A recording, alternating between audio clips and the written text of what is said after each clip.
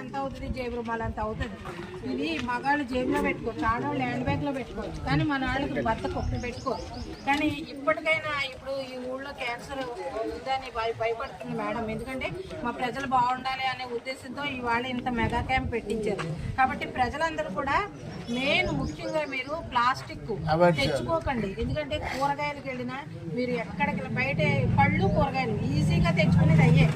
వాటి మీద మనం మీరు ముఖ్యంగా ఎవరైతే ప్రజలు వెళ్తారో ఆడవాళ్ళు కానీ మగవాళ్ళు కానీ మాకొద్దు, మా దగ్గర ఈ బ్యాగ్ ఉంది ఇందులో వేసుకుంటామని తెచ్చి వాళ్ళు ఇస్తారు. వాళ్ళు బ్యాన్ చేయమంటానికి మనం సరిపోం. మనం కొనలేదనుకోండి వాళ్ళు అక్కడ ఆగిపోతాయి.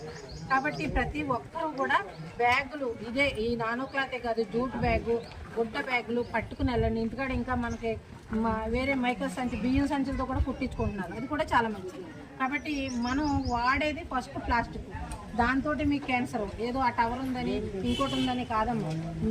మీరు మానవలసింది ప్లాస్టిక్. తాగే గ్లాసులు కానీ వాడే పేపర్ ప్లేట్లు అవి కూడా పెనాలి. కాబట్టి ముందు కొంచెం ఇప్పుడు అందరికీ రాకపోయినా మనం ఓకే ఇంతవరకు. పిల్లల భవిష్యత్తు చూడండి, మీ పిల్లల భవిష్యత్తు బాగుండాలంటే ప్లాస్టిక్ అవాయిడ్ చేయండి. ఇప్పుడు ఇలాంటి వారు ఎలా మనకి మెగా క్యాంపులు పెట్టి మనకు సహాయ సహకారాలు అందిస్తున్నారు. ఎందుకంటే ఈ క్యాంపు పెడితే ఎంత ప్రయోజనం